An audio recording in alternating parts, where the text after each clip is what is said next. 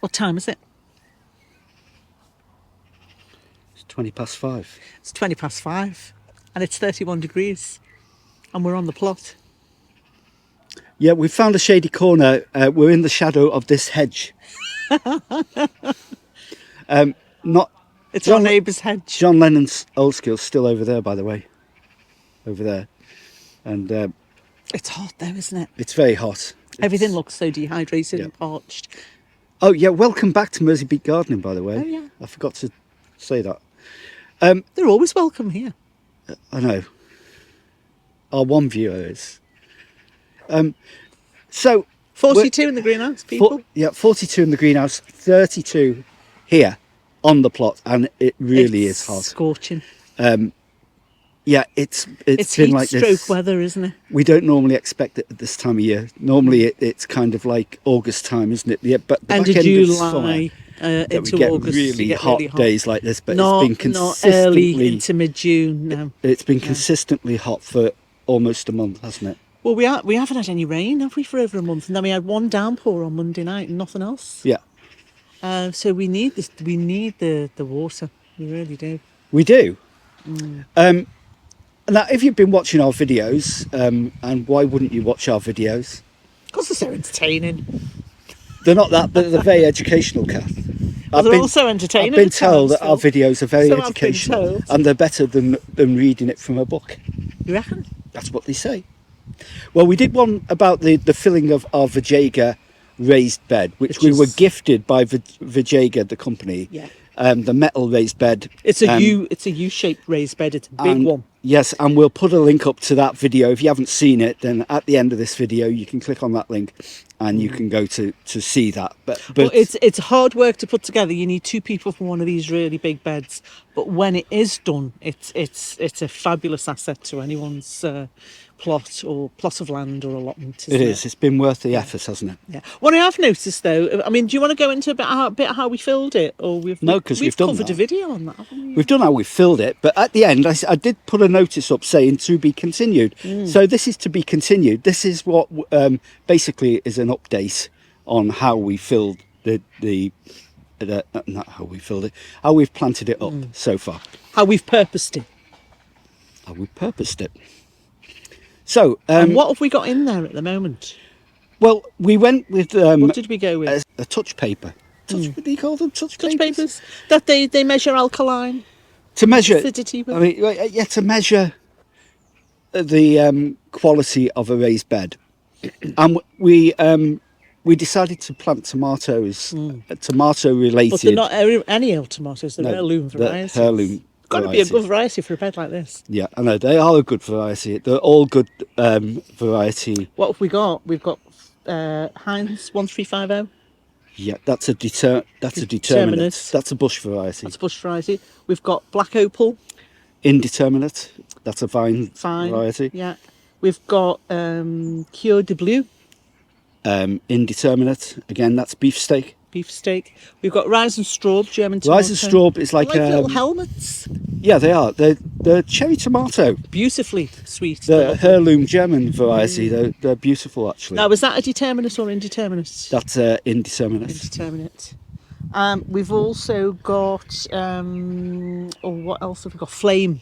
Beefsteak, indeterminate. Beefsteak. And we've got Black Opal as well. Yeah, we said Black Opal. Oh, Black Opal. In here we've also got Purple Tomatillo, which isn't really a tomato at all. Tomatillo. We've got some planted out, but here's the purple ones. And these are great for making salsas, and there's lots of recipes you can use for them, isn't there? Yeah. So Purple Tomatillo. Are, they'll go in with the others here, won't they? Let me tell you about tomatillos.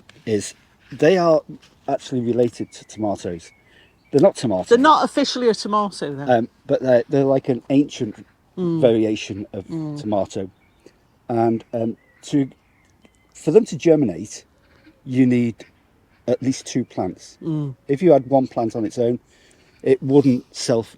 You need in fact, the flowers. They don't form. They wouldn't form fruit. The flowers drop and they don't form fruit. Yeah. Now, if you've been to somewhere like Cuba, or Mexico or somewhere like that, Which we have to Cuba, yeah. you will see these growing along They grow wild, don't they? roadsides as like weeds. They're everywhere. They're literally everywhere, and they grow in stony soil all over the place. They're not fussed about soil conditions and stuff like that. They do like nutrients, like nutritious soils, but generally they're quite happy, and that's why this hugelkultur bed It's for good tomatoes for them, and isn't it? tomatillos offers the perfect growing conditions for them. It doesn't have to be the finest quality soil or the finest quality conditions for them to grow, but they do like moisture retaining soils, and they do like And you can lots of food. actually neglect them a little bit as well, because they don't need constant watering all of the time, the That's right. tomatillos. They don't. Yeah, we thought tomatoes would be an ideal crop for our first crop in this hygge culture. I mean, we've been growing tomatoes here for years. I mean, we've been on this site for years. Yeah. But you get good crops one year and then less the next. Your yields fluctuate, don't they? They do. Yeah. And so, yeah, it's what we have noticed about the bed is since we filled it, it's actually dropped. The level of the bed I would has dropped. say by a good 4 inches. Yeah. Yeah. Yeah. So it's settling in, it's bedding in. It's what's known as bedding in. So the thing is bedded in, which is what it should be, really. It's how it should go, don't you think? I would think so. Okay, let's have a look round the VEGEGA Raised Bed. And the first thing you will notice is that we fill this right to the top here. And it's gone down at least 2 inches. Settled down in about 4 weeks. When we did the last video, we did it on the 2nd of May. Now it's the 15th of June. So it's naturally settled, and it will go down further. You can see all around the edge there. It's compacting itself. That's what it's doing. It's settling down and bedding in the level of the soil. Now you may notice that it's mixed with twigs and stuff like that. It's a very rough compost mix, and this is typical of homemade compost, really, stuff like this in, which will all break down over time, and as we build the layers up, we'll put more fresh compost on, and it will get finer and finer. But to start with, this is not a bad soil surface to start with. We are picking out some bits of plastic from, because it's out the compost bin, and we put cardboard in that with bits of plastic attached to it, so we'll pick them out as we go along. So like I said, we've got tomatoes in here, various types of tomatoes, all up to about there. These are tomatillos. I showed you these before, which are related to tomatoes. Just put that on there for the time being. They're not going in, but the tomatillos are here, plus supports here for the tomatillos, in a block of 4. I suppose 4 is the ideal. 3 or 4 plants that are ideal for making sure that they are fertile and they bear fruits. If they don't have more than one plant, if it's just one plant, it will not be fertile, and the flowers will drop, and you won't get anything off them. But 2 or 3 or 4 plants ideally is the right combination for them. We've got beans here, various scarlet beans, and various things like that. We've still got the tomato labels on there. But you can see them here. Purple Queen, dwarf beans and scarlet lady beans here. And them beans are going to go up the side of the greenhouse here onto these trellises. So I'm just going to dig a trench along there, and I'm going to train them up there. So I'll just put them on here for the time being. These are greens, Mitsuna and mixed salad leaves that we're going to get in tonight, hopefully. Again, they're temporary.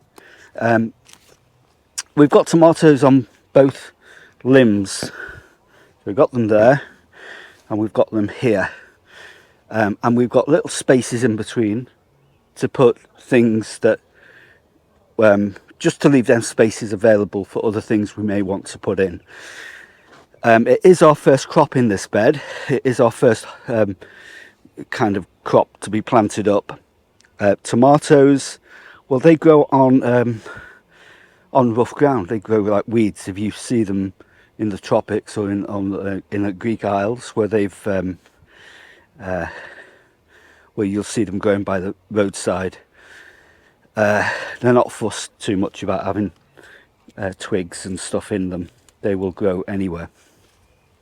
I'll just tell you about the two different types of tomatoes we've got here.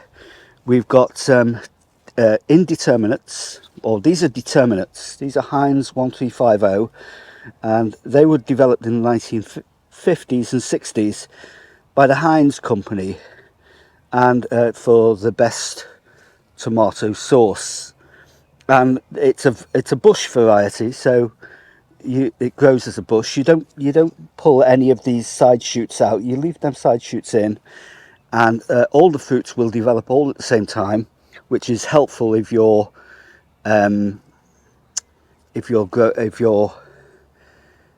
producing soup, because you want all your fruits to ripen at the same time. So you've got a massive raw materials.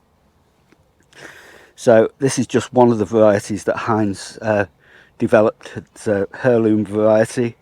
So all these here are Heinz 1350, as these are here. You may notice that in these raised beds, they look very close together.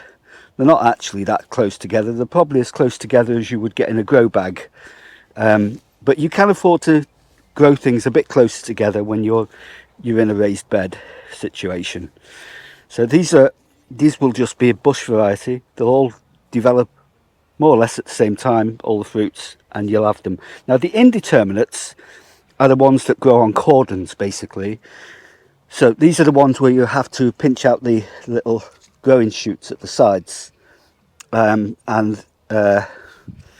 This is Cordon Bleu, which is a beefsteak variety here. There's Flame here. Another Cordon Bleu. This is Cerise, which needs picking out, needs actually pinching out here, because it's got all these side shoots in. So I'll be pinching them out. And this one, Cordon Bleu again, indeterminate variety. Flame, another Flame there, and a Cerise there, which is a kind of cherry tomato there. So yeah, some smaller ones here. Weizenstraub, Weizenstraubs, they are the German variety. And what I did notice is, because it's compost, there are some bindweed things coming through, which I did notice when I was filling the bed. Actually, I had some bindweed stems, and look at that. I'll be picking that out for months, bindweed. And you will get this from home made compost. As you start to water it, the weeds will come through. Yeah, more bindweed. We get out as much as we can, and the more we keep picking it, the more we will weaken the plant. So There's various other weeds coming through, but with it being a raised bed, it's easier to manage. Look at that bindweed there.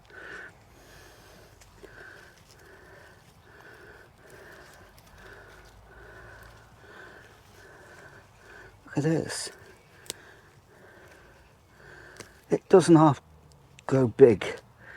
Get out as much of the root as we can. Look at that. So, yeah, these sort of perennial weeds.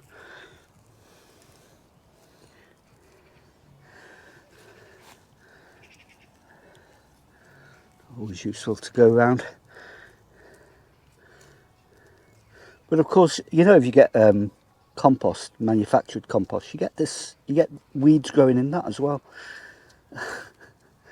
You know, you think you're not, you're immune to it, but you're not. Even manufactured compost has got grass seeds, has got weed seeds in it.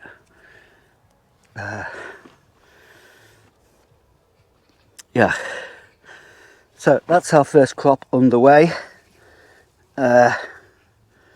for 2023 in our new raised bed. And I must say, because it's such a high level of raised bed, it's less backbreaking, especially to do the weeding. It's much easier to do the weeding if it's at knee height rather than getting down on the ground. So yeah, quite happy with that. Look at that bindweed again. Oh, you bugger.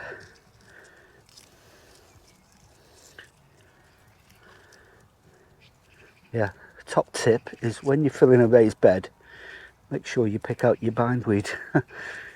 Bindweed stems. Never mind. Yeah. There we go. Weeding. So, that's great. And yeah, hope you're going to follow our progress as we go along. I'm not sure what to put in these gaps though.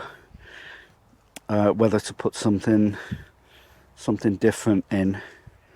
They don't all have to be tomato related, do they? Maybe some tagetes, which is a companion plant of tomatoes that stops greenfly and stuff like that going on your tomatoes. So yeah, that's it. And here's a top tip for you. Instead of using those rubber things that are on the top of things, use these, the ball, children's ball things, and old gardening gloves, so you don't poke your eyes out. And they look quite attractive as well. Okay, crack on.